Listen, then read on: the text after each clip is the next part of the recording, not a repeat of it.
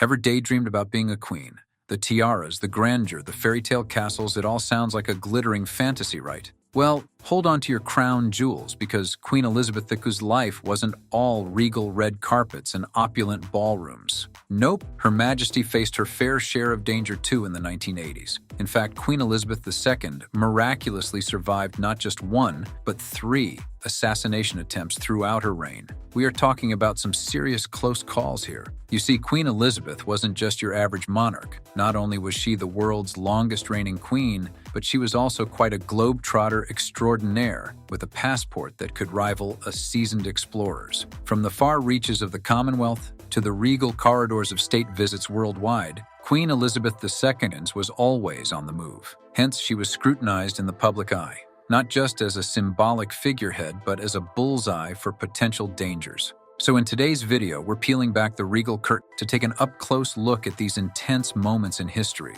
Get ready for a wild ride through the shadows of royal life as we uncover the untold story of the late Queen Elizabeth's resilience in the face of looming threats. Buckle up, folks. It's about to get royally intriguing. Australia, 1970. In a gripping incident during Queen Elizabeth II's 1970 royal tour of Australia, Her Majesty, who later lived to the remarkable age of 96, faced a potential threat that could have been deadly. The dramatic episode occurred as she and Prince Philip traveled by train from Sydney to Orange in New South Wales on April 29th. While aboard the Commissioner's train crossing the Blue Mountains, the train unexpectedly stopped, and Queen Elizabeth and Prince Philip were unaware that they had narrowly avoided a dangerous situation. Former Detective Superintendent Cliff McCarty revealed a disturbing plot explaining that potential assassins had strategically placed a log on the train tracks near Lithgow with the intention of derailing the royal locomotive. Adding to the intrigue, an earlier train inspection just an hour before found no obstructions, raising suspicions of foul play. Queen Elizabeth's train collided with the log at a slow speed,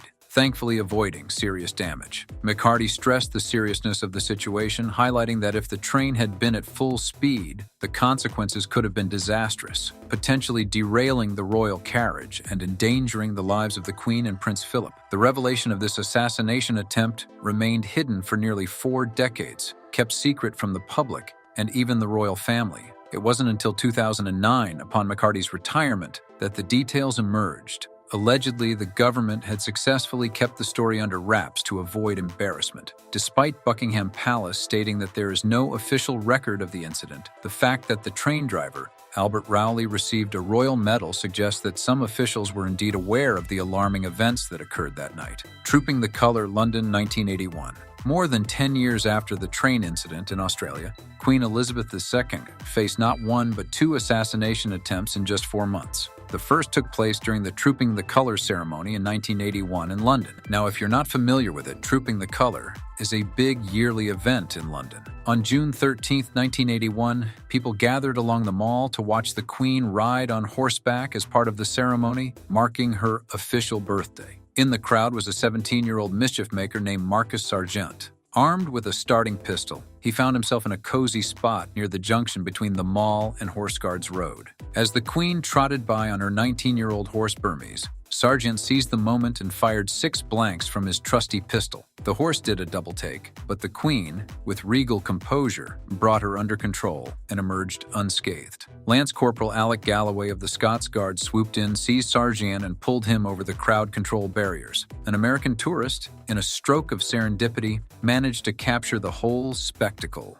on film. Post-arrest, Sargent faced the music in court. Confessing that all he craved was fame, he revealed that the assassination of John Lennon the year before had served as his twisted inspiration. The court sentenced him to 5 years in prison under the Treason Act because he had willfully discharged, at or near Her Majesty the Queen, a gun with the intent to alarm or distress Her Majesty. He ended up serving 3 years, during which he penned a heartfelt apology letter to the Queen from his cell, a letter that never received a royal reply. After getting out, he changed his name and started a new chapter in his life. Quite the wild ride, wasn't it? New Zealand, 1981. In 1981, Queen Elizabeth II faced yet another life-threatening situation, this time in New Zealand. The incident unfolded on Wednesday, October 14th, during a royal visit to the country.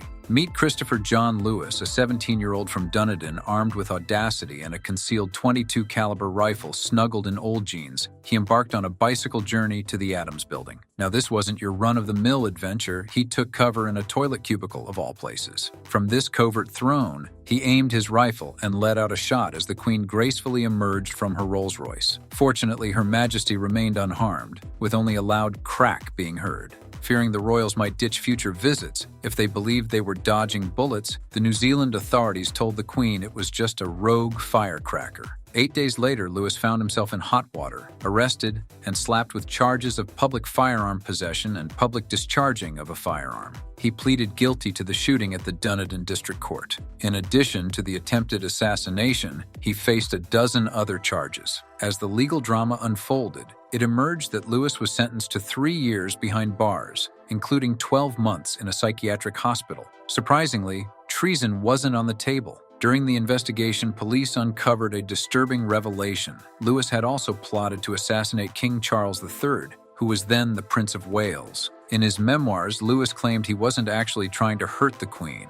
According to him, it was all a stunt to get her attention to what he thought were big problems in New Zealand. Cue the eyebrow raise. Attempting assassination as a way to highlight social issues? We'd say, that's a wild take. Lewis was eventually released, but during the third royal visit, authorities sent him to Great Barrier Island to ensure he remained as far away as possible from the royal family during their visits to New Zealand. Tragically, the narrative took an even darker turn as he electrocuted himself in Mount Eden Prison, Auckland, while awaiting trial for the murder of a young mother, Tanya Furlan, and the kidnapping of her child.